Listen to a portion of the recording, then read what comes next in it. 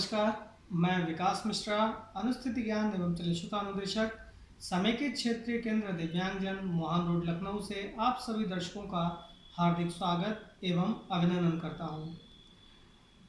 आज मैं एक बहुत ही महत्वपूर्ण विषय के साथ आया हूं। विषय ये है कि कोरोना वैश्विक महामारी को देखते हुए हमारे जो दृष्टि दिव्यांगजन भाई बहन हैं, वो चलितता में किन किन सावधानियों को अपनाएं जिससे कि वो इस महामारी से अपने आप को बचा पाएं।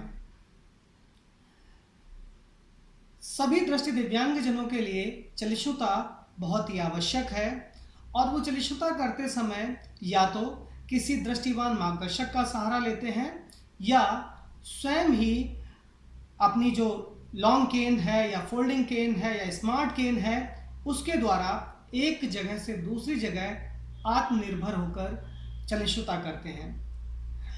अब सबसे पहली बात है कि जब भी वो चलितता कर रहे हैं छड़ी की सहायता से, तो उनके पास ज़्यादातर जो दृष्टि दिव्यांगजन हैं वो फोल्डिंग छड़ी का इस्तेमाल करते हैं, लेकिन इस कोरोना वैश्विक महामारी के समय फोल्डिंग छड़ी की अपेक्षा या फोल्डिंग छड़ी के स्थान पर वो लोग अगर लॉन्ग केन या लंबी छड़ी का प्रयोग करें तो वो ज़्यादा श्रेष्ठकर होगा। क्यों? वो इसलिए क्योंकि फोल्डिंग छड़ी, फोल्डिंग केन मेरे पास है। फोल्डिंग केन कोई भी दृष्टि दिव्यांगजन अपने पास इसलिए रखता है क्योंकि फोल्डिंग केन का यूज़ करने के बाद वो उसको फोल्ड करके अपनी पॉकेट में रख लेता है। यूज़ करते समय फोल्डिंग केन की जो टिप है वो ज़मीन से टकराती है और जब वो उसको उस फोल्डिंग छड़ी को या फोल्डिंग केन को अपनी पॉकेट में रखता है तो ये टिप भी उसकी जेब में ही, मतलब उसकी पॉकेट में, उसकी पैंट में कहीं ना कहीं टच करती है, स्पर्श करती है। इसमें जो भी वायरस, अगर कोरोना महामारी का वायरस कहीं पे टच हुआ या किसी गंदी जगह पे ये टच हुई तो वो सारी चीज़ें हमारी पॉकेट में, हमारी जेब में, हमारी पैंट में लग सकती हैं। तो कोशिश करें कि फोल्डिंग छड़ी के स्थान पर लॉन्ग केन का प्रयोग करें। लॉन्ग केन आपके सामने है। लॉन्ग केन का सैनिटेशन आसान है। इसको अच्छी प्रकार सैनिटाइज किया जा सकता है क्योंकि एक लंबी छड़ी है तो इसको अच्छे प्रकार से हम सैनिटाइज कर सकते हैं। इसकी अपेक्षा फोल्डिंग केन को सैनिटाइज करना थोड़ा सा मुश्किल है क्योंकि इसमें देखिए आपको ये लास्टिक है, इस लास्टिक को किस तरीके से सैनिटाइज किया जाएगा। फिर ये पार्ट हैं जो कि अलग अलग हो जाते हैं, फोल्ड हैं बीच में, इन फोल्ड के बीच में कुछ ना कुछ वायरस या बैक्टीरिया रह सकते हैं। तो इसको अगर सैनिटाइज उचित प्रकार करना है तो इसको पूरी तरीके से खोलना पड़ेगा और एक एक पार्ट इसको सैनिटाइज करना पड़ेगा। तो ज़रूरी है कि इसको अच्छे तरीके से हम अगर इसका यूज़ कर रहे हैं तो इसके लिए एक अलग पाउच रखें जिस पाउच में इसको फोल्ड करके रखा जा सके और इसका सैनिटाइजेशन उचित प्रकार से करें। इसकी लास्टिक वगैरह सारा सब कुछ इसको सैनिटाइज करें।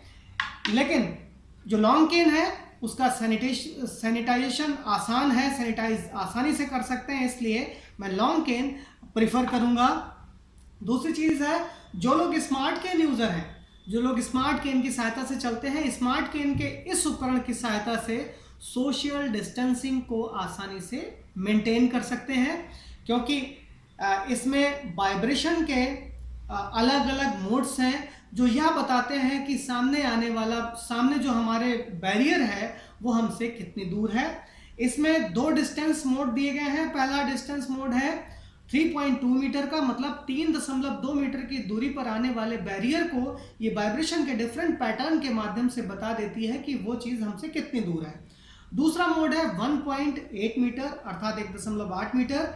अगर 1.8 मीटर की दूरी पर कोई बैरियर है तो यह डिफरेंट वाइब्रेशन पैटर्न के माध्यम से हमें बता देगा कि सामने जो बैरियर है, जो बाधा है, वो हमसे कितनी दूर है। अर्थात हम इस उपकरण की सहायता से भी सोशल डिस्टेंसिंग को मेंटेन कर सकते हैं। जैसे ही वाइब्रेशन लगा हम उस चीज़ से अपना डिस्टेंस बना लें।